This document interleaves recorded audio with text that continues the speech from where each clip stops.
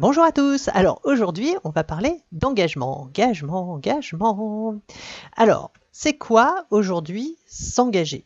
De mon côté, j'ai toujours été assez halluciné par cette espèce de paradoxe qui veut que si on demande aux gens ce qu'ils feraient en voyageant dans le passé, une bonne majorité explique qu'ils auraient peur que leurs actions ne changent le monde actuel. Néanmoins, personne ne pense à quel point chaque jour, ce qu'il fait peut changer le futur. Dans le même temps, on a aussi un roman national, un roman international, l'histoire, comme on l'appelle, qui ne donne que la version des vainqueurs. Ces figures qui ont mené les révoltes et les changements profonds, radicaux, parfois violents, mais on pense pas souvent que ces changements, ces mouvements n'ont été possibles que parce que la société avait déjà changé. Un exemple. Dans X-Men, on a par exemple le professeur Xavier et Magneto, qui sont les deux faces d'une même pièce dont le but est de protéger les mutants. Sauf que leurs méthodes d'action sont vraiment différentes. Et on va avoir un méchant, un gentil, pas tout à fait méchant, pas tout à fait gentil.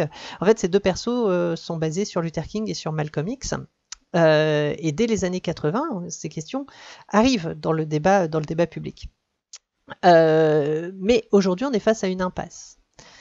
Face au changement climatique, nos actions individuelles ne permettront certainement pas de faire changer les choses, aussi extrêmes puissent-elles paraître à l'extérieur. Aussi efficace que la résistance française ait pu être, c'est bien par une action commune des Alliés que le nazisme a été vaincu. Alors évidemment, les résistants ont été fondamentaux dans la victoire, alors qu'on les traitait de terroristes. Et aujourd'hui, certaines organisations, dont le Japon, caractérisent par exemple des gens comme The Sea Shepherd d'éco-terroristes. L'histoire nous montre que de toute façon, la société évolue d'abord, et les politiques et les corps intermédiaires suivent. Mais pour que l'opinion publique change, on a besoin de coups d'éclat, d'actions coup de poing, de choses qui font la une des journaux. Et on a aussi besoin de relais partout pour essaimer les idées, et aujourd'hui ces relais sont aussi sur Internet et sur les réseaux sociaux. Quand on voit que 2 millions de gens ont porté plainte contre l'État, contre sa politique environnementale, on peut être positif et se dire que cette opinion publique, elle a déjà évolué. La culture environnementale, elle avance. Ça, c'est évident. Néanmoins, la culture de l'argent et du capitalisme, elle est bien encore là, et certainement plus puissante que jamais, avec des moyens absolument colossaux pour faire passer ces messages, et en plus des réseaux politiques qui les aident dans leurs objectifs. Quand on voit les réactions à la dernière étude de BEL, sur les changements à opérer d'urgence dans nos modes de vie, pour juste atteindre 1,5 degré, on se dit qu'on est très très loin d'une prise de conscience massive et totale de la catastrophe annoncée.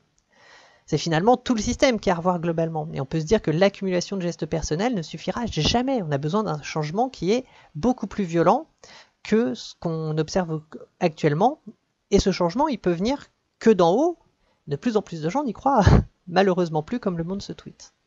Donc la question qui est posée aujourd'hui est juste de savoir si finalement on y arrivera, s'il va y avoir un sursaut, s'il va y avoir ça, ou si l'humanité, finalement, elle est déjà foutue. Bonne journée!